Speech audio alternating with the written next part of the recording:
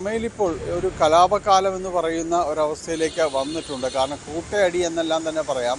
ആ രീതിയിലേക്കെല്ലാം തന്നെ വന്നിരിക്കുന്നു. മുഴുനീള സംഘട്ടനം ചിത്രം എന്നൊക്കെ പറയുന്ന അവസ്ഥയിലേക്ക് അമ്മയിലെ കാര്യങ്ങൾ വന്നിരിക്കുകയാണ്. കാരണം പല ഭാഗങ്ങളിൽ നിന്നും ഈ രീതിയിലുള്ള കുറ്റപ്പെടുത്തലും ഏറ്റുപറച്ചിലും എല്ലാം തന്നെ ഉണ്ടാകുന്നുണ്ട്. കൂടുതലും വനിതാ താരങ്ങളാണ് ഇതിൽ മുന്നിൽ നിൽക്കുന്നത് എന്നത് എടുത്ത് പറയേണ്ടതാണ്.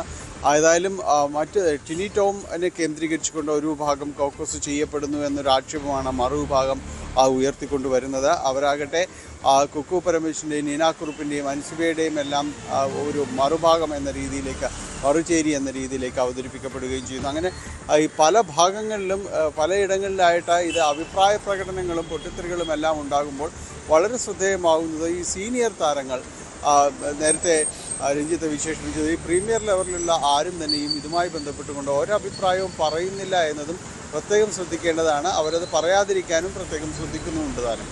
ഏതായാലും ഇപ്പോഴുള്ള ഒരു നിലപാടെന്ന് പറയുന്നത് അടുത്ത മാസം നടക്കുന്ന ജനറൽ ബോഡി യോഗത്തിൽ ഇതുമായി ബന്ധപ്പെട്ടുകൊണ്ട് ചർച്ചകളാകാം.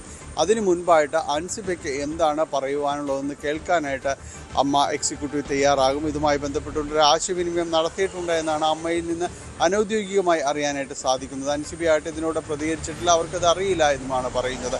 ഏതായാലും ശക്തമായ ചേരിതിരിവിലേക്ക് അമ്മയുടെ പുതിയ ഭരണസമിതി എത്തിക്കഴിഞ്ഞു എന്നത് സുവ്യക്തമായ കാര്യമാണ്. ഈ രീതിയിൽ മുന്നോട്ട് പോകാനാകില്ല എന്ന് രണ്ടു കൂട്ടർക്കും അറിയുകയും ചെയ്യും. അപ്പോൾ ഒരു നേതൃമാറ്റം എന്ന രീതിയിലേക്ക് ഒരു ഭാഗത്ത് ഒരാവശ്യം ഉയരുന്നുണ്ട്.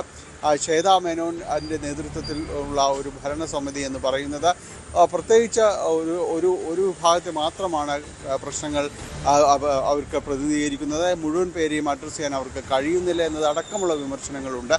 കഴിഞ്ഞ ദിവസങ്ങളിൽ പറഞ്ഞത് ഭരണസമിതി മാറണമെങ്കിൽ അത് ജനറൽ ബോഡി ചർച്ച ചെയ്യട്ടെ, ജനറൽ ബോഡി അന്തിമ തീരുമാനമെടുക്കുമേ, ആ രീതിയിലേക്ക് വരെ ചർച്ചകൾ എത്തിയിരുന്നു. അതായത് ഇനിയിപ്പോൾ ഭരണസമിതി സംബന്ധിയായ കാര്യങ്ങൾ ഏതെങ്കിലും രീതിയിലുള്ള അഭിപ്രായ ഭിന്നതകളുണ്ടെങ്കിൽ അത് വാർഷിക ജനറൽ ബോഡിയാണ്. അതായത് കാത്തിരിക്കുന്നത് ഇനി ഒരു ഫൈനൽ അതിൻ്റെ ഒരു ക്ലൈമാക്സ് പൊട്ടിത്തെറി എന്നെല്ലാം പറയുന്നത് വാർഷിക ജനറൽ ബോഡി യോഗം തന്നെയായിരിക്കും.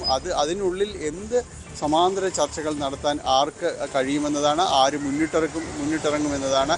ഇനിയിപ്പോൾ സീനിയർ താരങ്ങൾ തന്നെ ഇതിനു വേണ്ടി ഏതെങ്കിലും രീതിയിലുള്ള സമവായ ശ്രമങ്ങൾ നടത്തുമോ എന്നതാണ് ഈ മാസത്തിനിടയിൽ നമുക്ക് കാണേണ്ടത്.